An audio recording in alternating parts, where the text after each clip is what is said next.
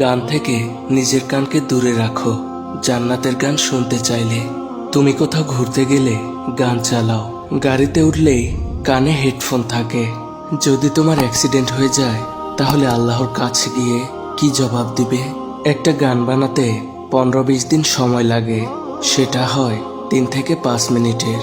এর বেশি হলে মানুষের আর ভালো লাগবে না। জানো, আমার রব, আমার নবী সাল্লাল্লাহু আলাইহি ওয়াসাল্লাম বলেছেন, জান্নাতে যে গান প্রথম চালাবে সেটি 70 বছর চলতেই থাকবে। সেই সুরের মধ্যে এত মাধুর্যতা হবে, আল্লাহ যখন বদলে দিবে তখন তোমরা বলবে এটাই তো ভালো ছিল। কিন্তু জান্নাতের গান সেই শুনতে পাবে যে দুনিয়াতে গান শোনেনি।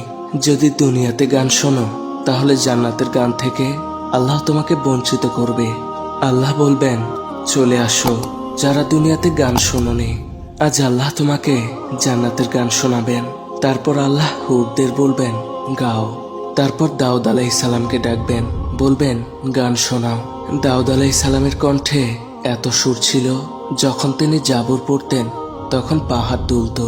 তাহলে ভাবো জান্নাতে কি অবস্থা হবে। এরপর আমাদের নবী সাল্লাল্লাহু আলাইহি ওয়াসাল্লাম আসবেন। আল্লাহ বলবেন, গান শোনাও আমার বান্দাদের। মহানবী সাল্লাল্লাহু আলাইহি ওয়াসাল্লামের সুর এবং আওয়াজ এমন হবে জান্নাত নিজেই মোহিত হয়ে যাবে। এরপর আল্লাহ তোমাকে নিজে কোরআন শোনাবেন। আল্লাহর সুরের ব্যাখ্যা আমি দিতে পারবো না।